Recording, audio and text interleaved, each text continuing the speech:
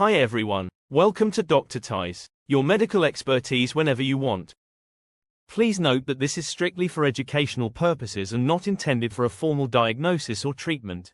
No medication or remedy should ever be given to anyone without consulting a doctor and checking for allergies first. Today's topic is different types of rashes seen in adults and how these can be managed. There are many different types and causes of skin rashes. Most skin rashes are due to benign or harmless causes and do not require treatment. However, some rashes may require treatment or an assessment by a doctor. Skin rashes can have different names depending on their nature and appearance. Redness of the skin alone is called erythema. If there are areas of red raised skin and scales or flakes, these are called plaques.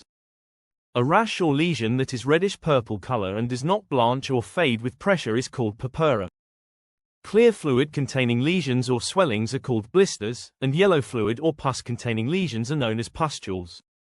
A hive rash appears as raised, itchy, red or skin-colored bumps or welts. This type of rash is also called urticaria or nettle rash.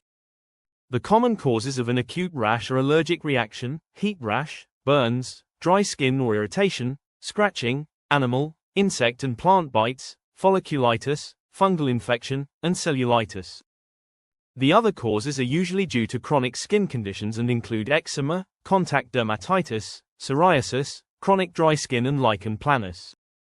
If the rash is mild and there are no associated symptoms, there is no need to suspect anything serious. It is best to avoid any possible triggers or aggravating factors as this would prevent the rash from getting worse. Some acute rashes can be relieved by over-the-counter antihistamines or anti-allergy medications such as chlorphenamine, loratadine, cetirizine or fexofenadine. A steroid cream called hydrocortisone can also help some rashes and associated itching and irritation. This is usually available over the counter without a prescription. Steroid creams should not be applied to the skin for more than 7 days at a time as they can thin the skin. Skin rashes that can be treated with an antihistamine and hydrocortisone cream include allergic reactions, hives or urticaria, insect and animal bites, and eczema. If fungal infection is suspected or if there may have been an exposure, over-the-counter antifungal treatments such as clotrimazole or canesten can be tried.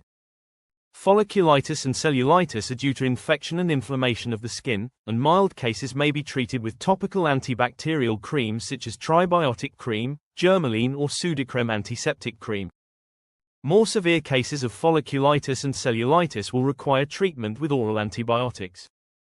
The presence purpura, particularly in babies and children, could be related to more serious illness such as meningitis and requires urgent medical assessment in the hospital. If there is a rash that does not resolve with conventional treatments, it is advisable to see a doctor in person.